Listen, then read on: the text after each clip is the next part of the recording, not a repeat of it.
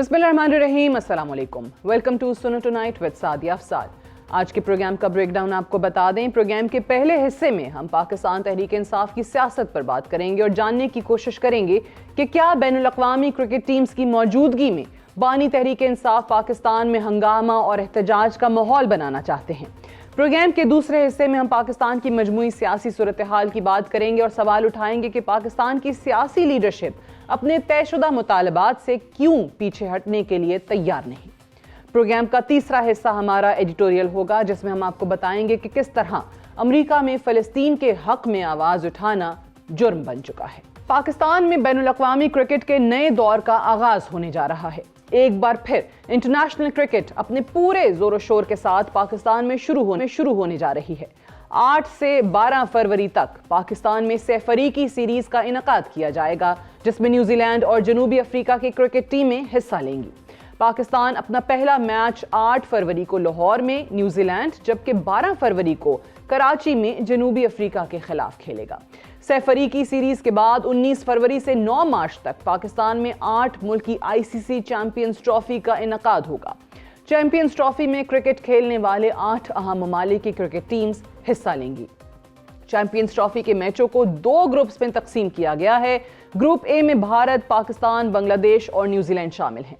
Group B में Afghanistan, Australia, England और जनूबी अफ्रीका शामिल हैं। तमाम अहम ममालिक की क्रिकेट टीम्स पाकिस्तान का दौरा करेंगी। अलबत्ता भारत अपने तमाम मैचेस दुबई में खेलेगा। चैंपियंस ट्रॉफी से कबल पाकिस्तान क्रिकेट बोर्ड ने एक तवील मुद्दत की मेहनत के बाद पाकिस्तान के 3 अहम स्टेडियम्स की अपग्रेडेशन का काम मुकम्मल किया है।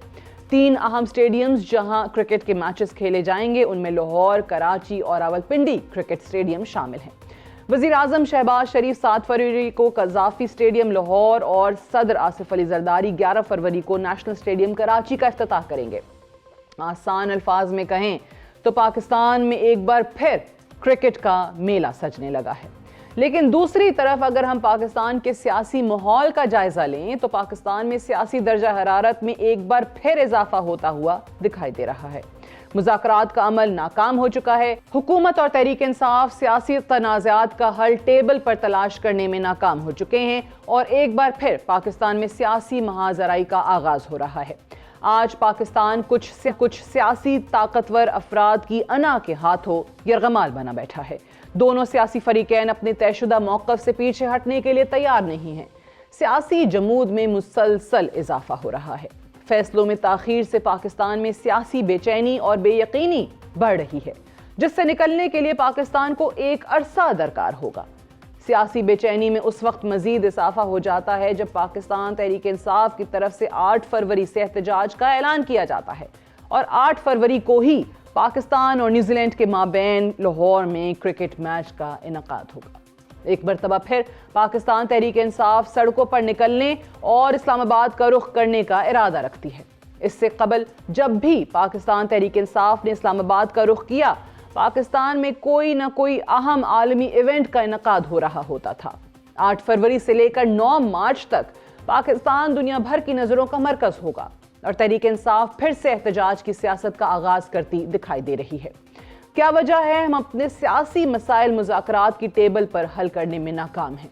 हम अपनी अना और जिद से कब बाहर आएंगे? तहरीक इंसाफ के कायदीन क्यों ऐसे वक्त का इंतखाब करते हैं जब पाकिस्तान पर दुनिया भर की नजरें जमी होती हैं?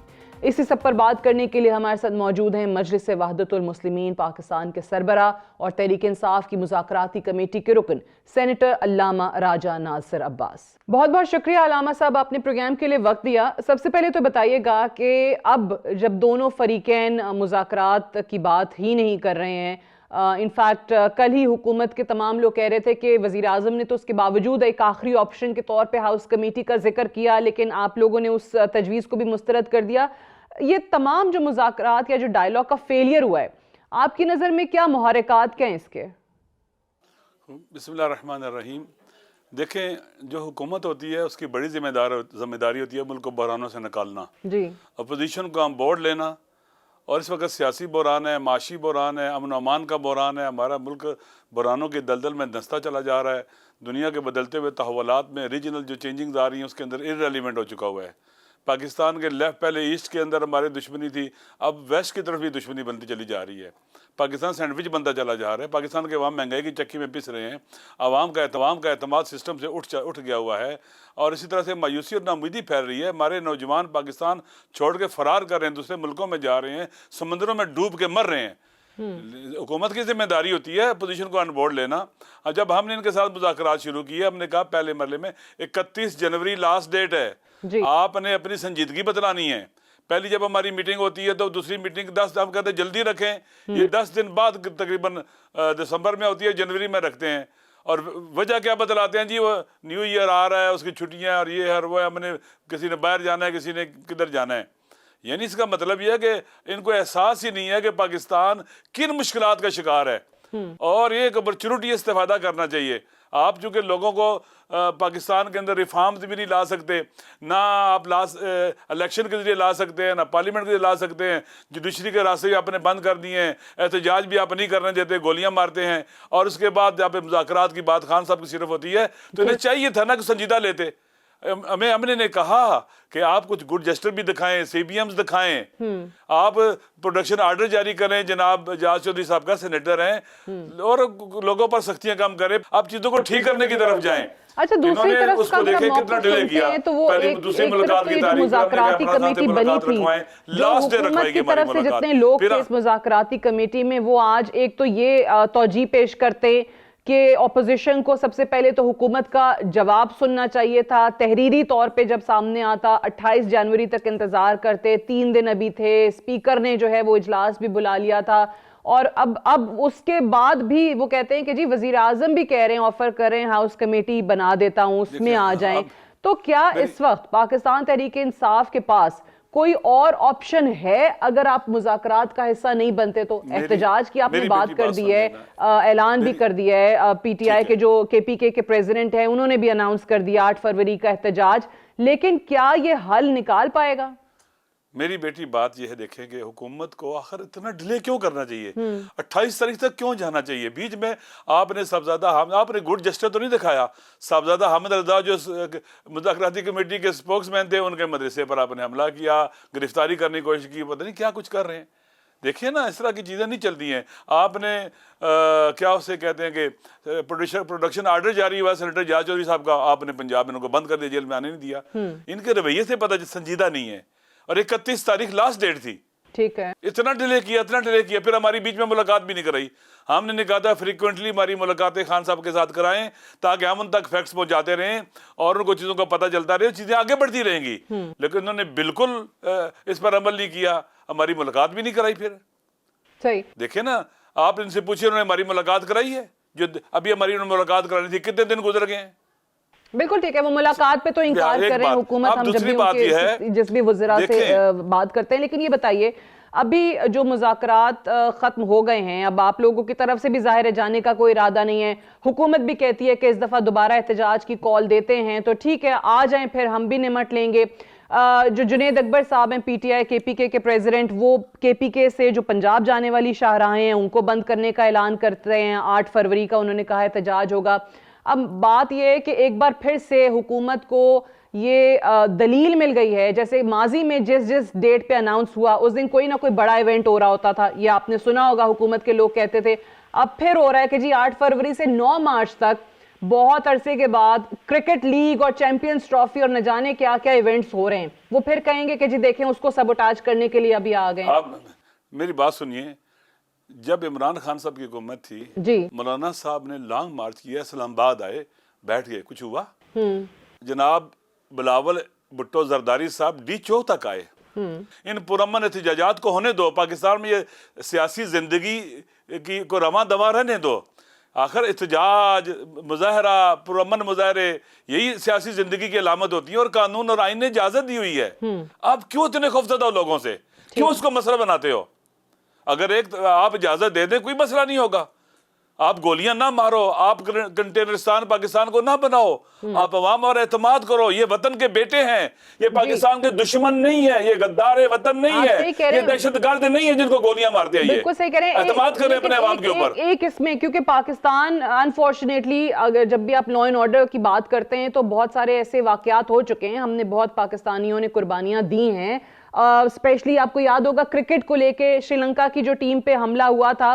اب یہ 8 فروری کو کیونکہ ایک سال ہو رہا ہے الیکشنز کو، اس دن آپ لوگوں نے احتجاج کرنا ہے، اور 8 فروری کو ہی پہلا میچ ہو رہا ہے اور وہ بھی لاہور کے اندر ہو رہا ہے، اور نیوزی لینڈ کی اور جنوبی افریقہ کی ٹیمیں آئی ہوئی ہوں گی. یہ 2 ممالک ہیں. اب ان کے سیکیورٹی کے لیے ظاہر ہے لاہور میں راستے بند ہوں گے، تو پھر احتجاج ہوگا، پھر وہ راستے آپ لوگ ہٹانے کی، رکاوٹیں ہٹانے کی کوشش کریں گے، تو پھر یہی صورتحال بنے گی. میری بات سنیں، آئیں بات چیت کریں، آپ آئیں بات کریں. پاکستان پورا پڑا ہوا ہے احتجاج کرنے کے لیے، پرامن احتجاج کی اجازت دیں. کیوں نہیں اجازت دے رہے آپ لوگ؟ ایک دن احتجاج کریں گے، احتجاج ختم ہو جائے گا. تو کیوں آپ اس کو مسئلہ بناتے ہیں، کنٹینر کھڑے کرتے ہیں؟ ان کو چاہیے کہ میں پھر کہہ رہا ہوں کہ پرامن احتجاج کی اجازت دیں. آپ دیکھیں پتہ بھی نہیں لے گا. ٹھیک ہے، لیکن یہ خوفزدہ ہے اپنے عوام سے. ہمارے جنرل ایلڈر نے آئین لکھا ہوا تھا، ان میں عقل نہیں تھا، شعور نہیں تھا، جنہوں نے ہمارے بنیادی انسانی حقوق کا خیال رکھا، ان کے اندر فنڈامنٹل رائٹس کا خیال رکھا. دنیا کے اندر، دنیا میں مظاہرے بھی ہوتے ہیں اور ان کا کاروبار زندگی بھی چل رہا ہوتا ہے. جی ٹھیک ہے، لیکن آلریڈی انہوں نے کیونکہ 8 فروری کو لاہور میں سیکیورٹی کے حوالے سے کافی رکاوٹیں کھڑی کرنے کا اعلان کر دیا ہے. بہرحال اس کے پس منظر میں 8 فروری دیکھیں، 8 فروری کو واقعاً انہوں نے عوام نے جو اپنا حق رائے استعمال کیا، انہوں نے ڈاکہ ڈالا ہے، لوٹا ہے اس کو. جب آپ ایسی حکومت بنا لیتے ہیں جس کے عوام میں جڑیں نہیں ہوتی ہیں، پھر آپ کی ٹانگیں کانپ رہی ہوتی ہیں، عوام سے ڈرتے ہیں، خوفزدہ ہوتے ہیں. جب بنیاد ہی آپ غلط رکھتے ہیں. سعدی کا شعر ہے، خشت اول چون نہر میں مار کج تا سریا میرا و دیوار کج. پہلی اینٹ جب آپ ٹیڑھی رکھتے ہیں تو سریا تک دیوار جو ہے وہ ٹیڑھی ہوتی ہے. پھر ایک ٹیڑھا سسٹم، ٹیڑھا نظام، ٹیڑھی حکومت، یہ ٹیڑھے حکمران، یہی رزلٹ نکلے گا ان کا، خوفزدہ، ڈرے ہوئے، سہمے ہوئے. اس میں آپ لوگوں کی طرف سے جو ریٹن ڈیمانڈز دی گئیں، سب سے پہلی چیز تو یہ تھی نا کہ جوڈیشل کمیشن بنا دیں، کہ جوڈیشل کمیشن آج بناتے ہیں تو ٹھیک ہے، مذاکرات بھی ہم دوبارہ شروع کرنے کو تیار ہیں. انہوں نے انکار کر دیا کہ جی نہیں بناتے. اب جوڈیشل کمیشن بھی نہیں بنا، وہ جو آپ کے پی ٹی آئی کے لوگ جیل میں ہیں وہ بھی باہر نہیں آئے ہیں، خان صاحب کی رہائی کے حوالے سے بھی کوئی بات نہیں ہوئی ہے، کوئی پیش رفت ہوئی نہیں ہے، آپ کی کوئی ڈیمانڈ جو ہے وہ پوری نہیں کی گئی ہے. سو اب آپ کے پاس احتجاج کے علاوہ آپشن کیا ہے؟ کیونکہ اگر 2 ملکوں کی بھی میں ہمیشہ مثال دیتی ہوں، جنگ بھی ہوتی ہے تو اینڈ پہ ٹیبل پہ ہی آ کے بیٹھنا پڑتا ہے. دیکھیں بھائی، آئین نے جو راستے بتلائے ہیں، جو پرامن احتجاج ہے، حق ہے ہمارا، وہ ہم کریں گے، اس کا تو ہمیں کوئی سے نہیں روک سکتا. یہ دیکھیں، میں پہلی بات بتلاؤں آپ کو، اگر حکمران جب عوام سے لڑنا شروع کرتے ہیں تو عوام کو کبھی شکست نہیں دے سکتے. جب عوام کے سامنے آپ الیکشن کے ذریعے ریفارمز کا راستہ روکتے ہیں، پارلیمنٹ کے ذریعے ریفارم کا راستہ روک دیتے ہیں، پارلیمنٹ ایک روبوٹ قسم کی پارلیمنٹ بن جائے، عدلیہ کے ذریعے آپ ریفارم کا راستہ روکتے ہیں، احتجاجات اور مظاہروں کے ذریعے راستہ روکتے ہیں، پھر لوگوں کے پاس کیا راستہ رہ جاتا ہے؟ یہ خان صاحب کا شکریہ ادا کریں کہ انہوں نے عوام کو اس طرف نہیں جانے دیا جہاں پھر تباہی بربادی ہو جاتی ہے. لوگوں کو انٹیکٹ رکھا ہوا ہے، انہیں امید دلائی ہوئی ہے کہ احتجاج کے ذریعے اس طرح سے چیزیں چینج ہو سکتی ہیں. لوگوں کو ایسی طرف نہیں جانے دیا گیا جہاں خدا نخواستہ پاکستان کے جوانوں کے عوام، جو ہماری پاپولیشن ہے اس کی اکثریت جوانوں پر مشتمل ہے، ان کو دوسری طرف نہیں جانے دے رہے. واللہ یہ لوگ چلے جائیں، پی ٹی ایم میں چلے جائیں، اور جماعتوں میں چلے جائیں، اور جماعتوں میں چلے جائیں، پاکستان کے اندر کوئی طالبان میں چلا جائے، کوئی داعش میں چلا جائے، جوانوں کے پاس پھر کیا رہ جائے گا؟ خدا کے لیے سمجھیں. پاکستان تحریک انصاف میں بھی تو تقسیم ہے نا، بہت سارے لوگ جو مذاکرات کے حامی ہیں، کے پی کے کی حد تک تو ان کو پیچھے کیا جا رہا ہے. خود ان کے پریزیڈنٹ نے کے پی کے اناؤنس کیا ہے کہ جی ہم تو ہارڈ لائنرز کو آگے لائیں گے، اب احتجاج سے ہی بات بنے گی. تو احتجاج تو 26 نومبر کو بھی کر کے دیکھا تھا، وہ بھی ہمارے سامنے پورا معاملہ ہے. اسی قسم کی سچویشن پھر اگر اب بنے گی تو مذاکرات کہیں تو علامہ صاحب دوبارہ شروع کرنے پڑیں. میرا ایک سوال ہے، آپ 26 نومبر کا کہہ رہی ہیں انہوں نے عوام کو گولیاں ماری ہیں، ان سے پوچھو تو صحیح کیوں گولی چلائی ہے، کیوں گولی ماری ہے؟ یہ وہی لوگ ہیں جنہوں نے ماڈل ٹاؤن میں ظلم کیا تھا، وہاں پر عورتوں اور بچوں کو گولیاں ماری تھی اور بے گناہوں کو مارا تھا. یہ وہی لوگ ہیں. کاش اس وقت ان کا محاسبہ ہوتا، یہ آج ہمارے پر مسلط نہ ہوتے. ٹھیک ہے، لیکن اگین میں اپنے سوال پہ واپس آتی ہوں. احتجاج آپ کا حق ہے، احتجاج آپ کر لیں گے. 26 نومبر کو آپ لوگوں کا موقف ہے کہ گولیاں ماری ہیں, حکومت سے ہم بات کرتے وہ کہتے ہیں جی ہم نے تو کیا ہی نہیں ہے, انہوں نے خود کیا ہے. بہرحال جوڈیشل کمیشن جوڈیشل کمیشن بن جاتا تو واقعی دودھ کا دودھ پانی کا پانی ہو جاتا. میری بیٹی جوڈیشل کمیشن کیوں نہیں بنایا 26 نومبر کے اوپر؟ دودھ کا دودھ اور پانی کا پانی ہوتا. فرشتوں نے گولیاں ماری تھی, جن آئے تھے گولیاں چلانے والے.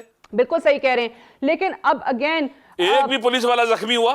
ٹھیک ٹھیک, یہ بتائیے کہ کہیں نہ کہیں احتجاج کے بعد بھی, چاہے وہ 8 فروری کو ہوتا ہے یا پھر پرولونگ کرتا ہے, دھرنے کی صورت میں وہ احتجاج آگے بڑھتا ہے, اس کے باوجود بھی آپ کیا سمجھتے ہیں گنجائش ہے سیاسی قیادت سے اس وقت بات کرنے کی, یا پھر جو پاکستان تحریک انصاف کے بہت سارے لوگ ابھی بھی اس چیز کے خواہش مند ہیں یا حامی ہیں کہ ہمیں صرف اسٹیبلشمنٹ سے بات کرنی چاہیے کیونکہ اختیار انہی کے پاس ہے؟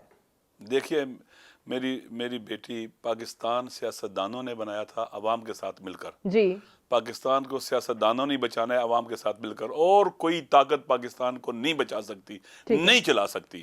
جب آپ اناڑی ڈرائیور بٹھا دیتے ہیں نا, گاڑیوں ایکسیڈنٹ کرتا ہے, پہلے پاکستان, اب پاکستان کی حالت کیا ہے ہمارے کی. لہٰذا بالآخر سیاستدانوں کو اپنے اندر ٹانگوں میں طاقت پیدا کرنی چاہیے. ان کے پاس پاور ہے, جیسی بھی حکومت ہے پاور ان کے پاس ہے, استعمال کریں اور تھوڑا سا شرح صدر دکھائیں, گڈ جسٹر دیں اور اعتماد پیدا کریں تاکہ پاکستان کو آگے بڑھایا جا سکے. پاکستان کو پاکستان کے سیاستدان ہی آگے لے کے جائیں گے عوام کے ساتھ مل کر, عوام کے الیکٹڈ گورنمنٹ ہی پاکستان کو آگے لے کے جائے گی. لہٰذا اس طرح ہمیں جانا چاہیے. جب بھی ملکوں میں, دنیا کے ملکوں میں, سیولائز کنٹری میں بحران کھڑے ہوتے ہیں تو فری اینڈ فریش الیکشن کے ذریعے یہ اس بحران سے آگے بڑھا جاتا ہے, فریش مینڈیٹ لے کر آگے بڑھا جاتا ہے. یہ حکومت نہیں چل رہی ہے, حالات ان کے برے ہیں, خراب ہیں, عوام کا اعتماد نہیں ہے, پاکستان کا امیج دنیا کے اندر بالکل تباہ برباد ہو چکا ہوا ہے, ارریلیونٹ ہے پاکستان. تو 25-26 کروڑ عوام کا ایٹمی ملک, اسٹریٹجیکلی عام جگہ پر واقع ملک اس طرح سے ارریلیونٹ ہو جائے, بڑی تشویش کی بات ہے, پریشانی کی بات ہے. اس لیے ضروری ہے کہ پاکستان کے عوام کو اعتماد دیا جائے اور انہیں کہا جائے کہ آئین نے جو حق دیا ہے وہ آپ کا حق ہے, اس سے کوئی نہیں چھینے گا, اور فریش الیکشن کرا کے آپ لوگوں کو آگے جائے, اس طرف بڑھا جائے, مذاکرات کریں, بات چیت کریں. بھائی نہیں چل رہے آپ سے حکم, آپ کا وجدان اور ضمیر بھی کہتا ہے کہ آپ کو زبردستی لایا گیا ہے, مسلط کیا گیا پاکستان کے اوپر, ناکامیاں ہیں. میں اکثر ایک بات کہتا ہوں کہ اسٹیبلشمنٹ سے یا کسی اور طاقت سے بات کرنے کی ضرورت نہیں ہے, عوام کے ساتھ مل کر سیاستدانوں نے ملک بنایا تھا, سیاسی جماعتوں سے ہی بات ہو سکتی ہے, لیکن اس کے لیے سیاستدانوں کو, خاص طور سے اس وقت کی حکومت کو کوئی گڈ ول جیسچر دینا ہوگا. اگر میں آپ سے پوچھوں کہ وہ گڈ ول جیسچر کیا ہے کہ جس کے جواب میں شاید 8 فروری کا احتجاج بھی آپ لوگ کال آف کرنے کو تیار ہو جائیں یا پھر مذاکرات کی ٹیبل پہ واپس آنے کو تیار ہو جائیں, تو وہ کیا ہوگا؟ دیکھیے میں ایک بات کہہ رہا ہوں, اس وقت پاکستان نارمل حالت میں نہیں ہے. سب کو مل کر یہ کام کرنا چاہیے تاکہ پاکستان کو صحیح پٹری پر لگایا جائے. لیکن میں ایک بات بتاؤں آپ کو, میں پہلے بھی بہت دفعہ کہہ چکا ہوں, جو لوگ پاور پالیٹکس کرتے ہیں نا وہ تمام کے تمام تباہی و بربادی کے ذمہ دار ہوتے ہیں. ٹھیک, رول آف لا, اقتدار کسی لیے چاہیے؟ رول آف لا کے لیے, نہیں عدل و انصاف ہو, آئین کی حکمرانی ہو. اگر اقتدار ہدف اور مقصد بن جائے تو پھر یہاں سے کرپشن پیدا ہوتی ہے. فرعون کو جب ڈر ہوا کہ ایک بچہ پیدا ہوگا اس کی حکومت کو ختم کرے گا, اقتدار چھینے گا, کہا سارے بچے قتل کر دو جو لڑکے پیدا ہو رہے ہیں. یہاں پر سب کو, جو بھی پاورفل ہے اس کو جیلوں میں ڈالو, جو بھی آپ کو تھریٹ کرتا ہے آپ کو جیلوں میں ڈالو. عوام سے آپ کی پاور کو تھریٹ ہے. اب دیکھیں عجیب بات نہیں ہے, ہمارے جوان ملک سے جا رہے ہیں, دریاؤں سمندروں میں ڈوبتے ہیں, کوئی بھی پریشانی کسی نے دیکھی ہے کیا؟ اور پی ٹی ہے ان جوانوں کے لیے جو سمندروں میں ڈوب کے روزگار کی تلاش میں باہر جاتے ہیں, کتنا پیسہ خرچ کرتے ہیں. کہاں ہے وہ ریاست جو ماں ہے؟ یہ تو ڈائن بن گئی ہے ہمارے لیے. ٹھیک ہے, تو آپ کہتے ہیں ریاست ناکام ہو چکی ہے اور یہ نظام اس طریقے سے آگے بڑھنے والا نہیں. سینیٹر علامہ راجہ ناصر عباس صاحب, thank you very much for joining us on the show. Short break here, stay tuned. Welcome back to Suno Tonight with Sadia Afzal. Pakistan کی سیاست جمود کا شکار ہے. سیاسی قائدین عوامی مفاد کو بھول کر اقتدار کے دھکم پیل میں مصروف ہیں. نہ پاکستان کی سلامتی عزیز ہے اور نہ ہی عوامی مفاد اہم گردانا جا رہا ہے. ایک جماعت کا کہنا ہے کہ جوڈیشل کمیشن کا قیام ہوگا تو مذاکراتی عمل آگے بڑھ سکے گا, جبکہ حکومتی ٹیم کا کہنا ہے کہ اپوزیشن مقررہ وقت سے قبل ہی مذاکراتی عمل سے پیچھے ہٹ گئی اور مذاکرات کا عمل تعطل کا شکار ہو گیا. اور یوں ایک بار پھر اپنے مطالبات منوانے کے لیے تحریک انصاف مزاحمتی سیاست کا اعلان کر چکی ہے. مگر کیا مزاحمتی سیاست لانگ مارچ یا دھرنے سے بہتری ہو سکے گی؟ نہیں, یہ کہنا ممکن ہے کیونکہ مذاکرات ہی سیاسی مسائل کا واحد حل ہیں. احتجاج کی کال سے گزشتہ 2 ماہ سے جاری مذاکراتی عمل کئی قدم پیچھے جا چکا ہے. آج بھی مذاکراتی عمل سے ہی پاکستان کے سیاسی مسائل کا حل ممکن ہو سکے گا. کیوں ہماری سیاسی جماعتیں ادنا مفادات پس پشت ڈال کر مذاکراتی عمل میں آگے بڑھنے کے لیے تیار نہیں؟ اسی سب پر بات کرنے کے لیے ہمارے ساتھ موجود ہیں پاکستان مسلم لیگ ضیاء کے سربراہ اور حکومتی مذاکراتی کمیٹی کے رکن اور ممبر قومی اسمبلی اعجاز الحق صاحب. بہت بہت شکریہ اعجاز الحق صاحب، آپ نے پروگرام کے لیے وقت دیا.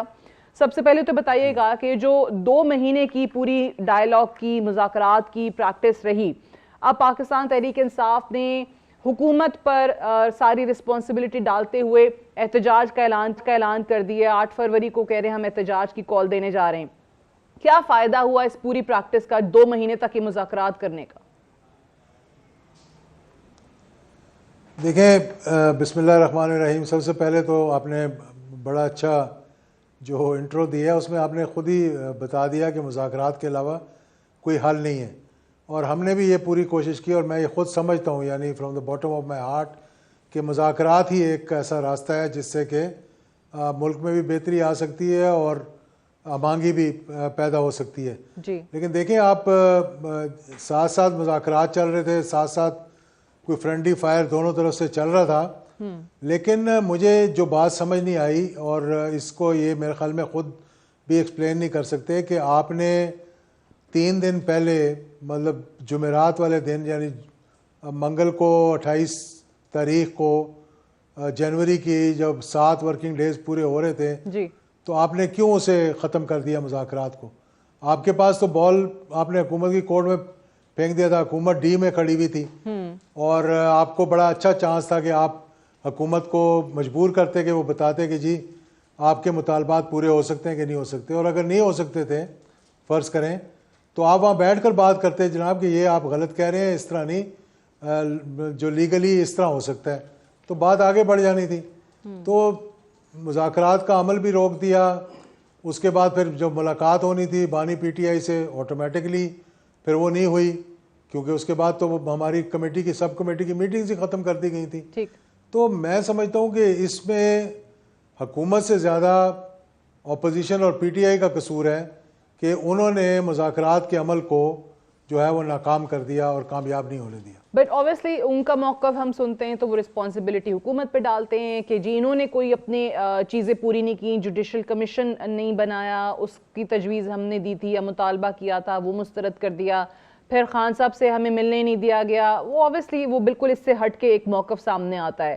ہیونگ سیڈ دیٹ، اب لانگ مارچ ہو، دھرنا ہو، یا سڑکوں پہ آئیں، تحریک چلائیں، مزاحمت کی طرف واپس بڑھیں، تو ہم کیا واپس وہی 26 نومبر یا 9 مئی والے حالات کی طرف تو نہیں چلے جائیں گے؟ دیکھیں، لگتا تو نہیں ہے، اور میرا خیال ہے اگر تھوڑی بہت سمجھ بوجھ ہو اور حکمت عملی اگر اچھی اختیار کی جائے تو اب تک انہیں یہ معلوم ہو جانا چاہیے تھا کہ، اور ان کی بڑی ایک طویل داستان ہے دھرنوں کی، اور 126 دن سے لے کر اور 25 مئی اور اس کے بعد پھر 24 اکتوبر اور وغیرہ بیچ میں جو کچھ ہوتا رہا. تو اتنا معاملات کو دیکھنے کے بعد بھی اگر یہ سمجھتے ہیں کہ جناب حکومت کو ٹاپل کرنے کا یا کسی کو چھڑوانے کا یہی راستہ ہے، تو پھر تو اس پہ ہم کچھ نہیں کہہ سکتے. لیکن حکمت عملی یہ ہونی چاہیے کہ آپ اپنے مطالبات کو منوائیں، آپ بیٹھ کر گفتگو کریں، آپ معاملات کو ایک اچھے انداز سے آگے لے کر چلیں جس میں کہ ملک کا بھی فائدہ ہو، ملک کے عوام کا بھی فائدہ ہو اور ان کا بھی فائدہ ہو. لیکن اگر یہ سمجھتے ہیں کہ جی مار دھاڑ اور اس طرح سے معاملات ہوں گے تو پھر نقصان بھی اس میں یہ ہوتا ہے کہ لوگ پکڑے جاتے ہیں، لوگ قید ہوتے ہیں، پھر احتجاج ہوتے ہیں. اب یہاں تک کہ کچھ لوگ بیچ میں شہید بھی ہوئے. اب دونوں طرف سے فگرز آ رہی تھیں، ابھی تک ان کی لسٹ تو سامنے آئی نہیں، لیکن بٹ اس میں اعجاز صاحب آپ کا موقف کیا ہے؟ دیکھیں پی ٹی آئی کہتی ہے کہ ہمارے لوگوں کو 26 نومبر کو مارا گیا، ریاست کی طرف سے گولیاں چلیں. ریاست کہتی ہے نہیں ہمارے لوگ نہیں تھے بلکہ ان کے لوگوں نے کچھ ہمارے سیکیورٹی اہلکاروں کو شہید کیا. سو اگر واقعی جوڈیشل کمیشن بن جاتا تو تمام چیزیں سامنے آ جاتی کہ کون جھوٹ بول رہا ہے اور کون سچ کہہ رہا ہے. دیکھیں جوڈیشل کمیشن بننے سے تو اتنی چیزیں سامنے میرے خیال میں نہیں آ سکتی تھیں، جو بات چیت کے ذریعے یا پارلیمنٹری کمیٹی بنانے کے ذریعے زیادہ ان کو راستہ ملتا اور زیادہ بات چیت آگے بڑھ سکتی تھی. دیکھیں جو کچھ بھی ہوا، اب سب جوڈس ہیں کیسز نا، 9 مئی والے بھی سب جوڈس ہیں، 26 اکتوبر والے بھی سب جوڈس کیسز ہیں. تو سب جوڈس کیسز میں پہلی بات تو اگر لیگل پوائنٹ آف ویو سے دیکھا جائے تو اوپر ایک کمیشن بنانے کا پتہ نہیں فائدہ ہے، اس کا کیا اثر ہوگا نیچے جو کیسز سب جوڈس ہیں نچلی کورٹس میں لگی ہوئی ہیں. دوسری بات یہ کہ کیا اس کا کوئی پریسیڈنس ہے کہ نہیں ہے، یہ ساری چیزیں دیکھنے والی ہیں.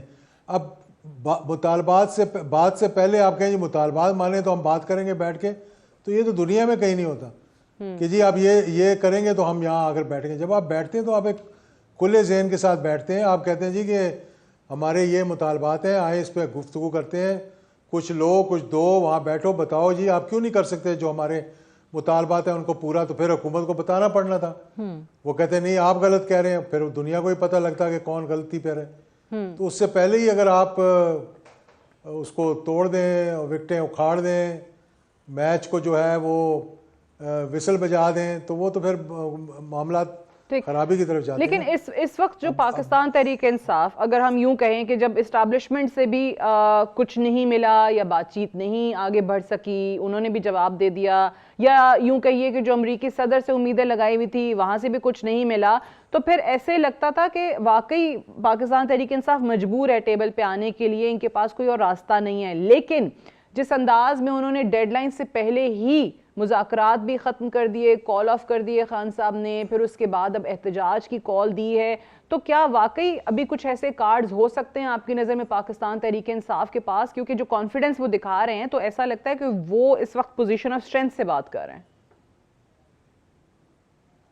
دیکھیں یہ اسی چیز نے مروایا دونوں سائیڈوں کو. دونوں سائیڈیں، حکومت بھی اور اپوزیشن بھی، وہ چاہتے ہیں کہ ہم اپنے پوائنٹ آف اسٹرینتھ سے بات کریں، اپنے نیریٹو سے نیچے نہ آئیں، اپنے جو بیانیہ ہے اس سے نیچے نہ آئیں، ہماری پاپولیرٹی کو نقصان ہو جائے گا.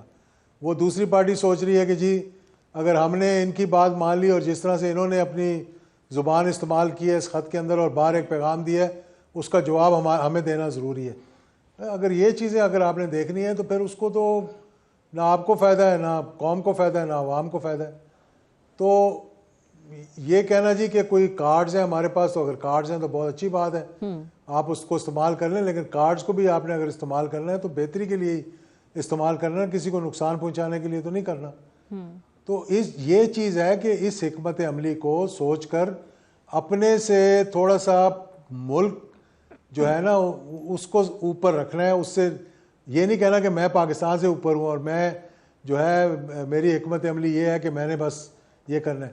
اس پاپولیرٹی کو، اس نیریٹو کو میں 20 دفعہ یہ بات کہہ چکا ہوں کہ کنورٹ کریں پاکستان. آپ کے پاس دو راستے ہیں، ملک کی بہتری کے لیے، عوام کی بہتری کے لیے، یا آگ لگانے کے لیے، توڑ پھوڑ کرنے کے لیے. چوائس آپ کی ہے.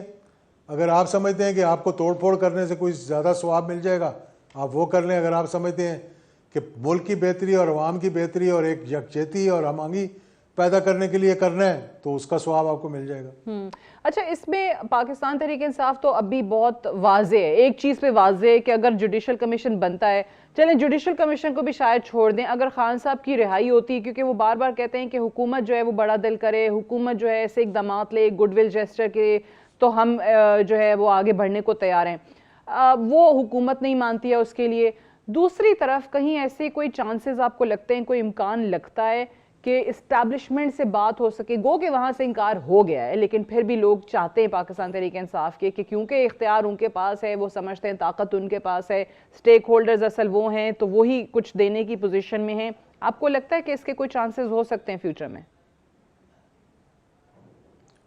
دیکھیں اگر ملک کے اندر مارشل لا ہوتا تو ہم کہتے ہیں جی کہ سٹیک ہولڈرز وہی ہیں. اب ملک کے اندر مارشل لا تو ہے نہیں، جمہوریت ہے، تو سٹیک ہولڈرز جو ہیں وہ حکومت اور اسٹیبلشمنٹ دونوں سٹیک ہولڈرز ہیں اور دونوں چل رہے ہیں ساتھ ساتھ.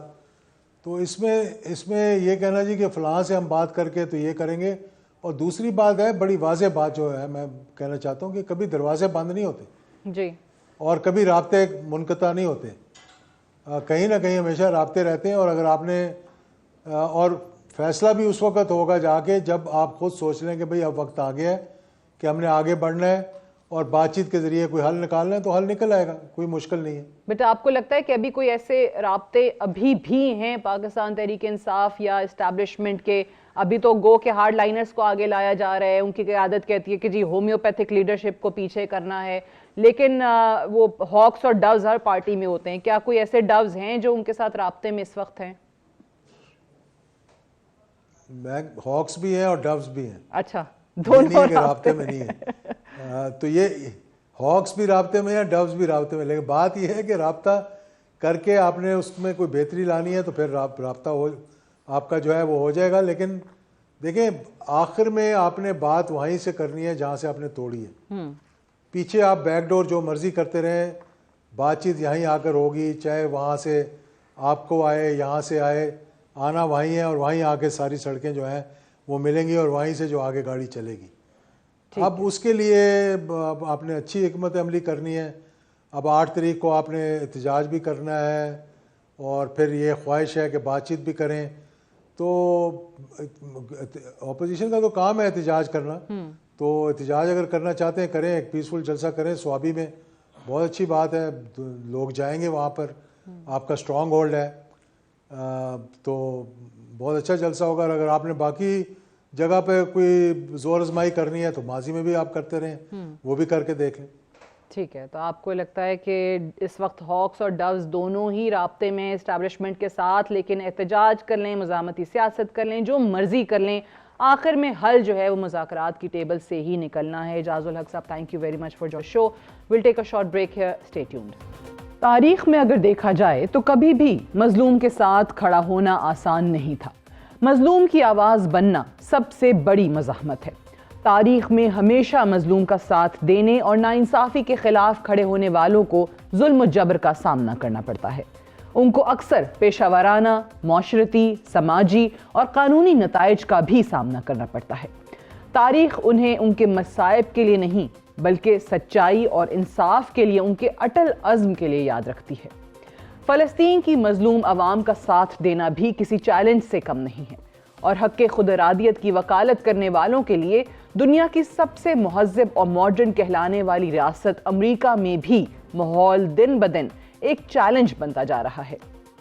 امریکی میڈیا اور سوشل میڈیا اکاؤنٹس پر ہر وقت اسرائیل کی حمایت میں پرچار کیا جاتا ہے, جبکہ فلسطین کی حمایت میں بات کرنے والے افراد کو بڑھتی ہوئی جانچ پڑتال کا سامنا کرنا پڑ رہا ہے. صورتحال اس حد تک کشیدہ ہو چکی ہے کہ فلسطین کی سپورٹ کرنے والے افراد کو اپنی پروفیشنل زندگی میں رد عمل کے ساتھ پولیس کے رد عمل کا سامنا بھی کرنا پڑتا ہے.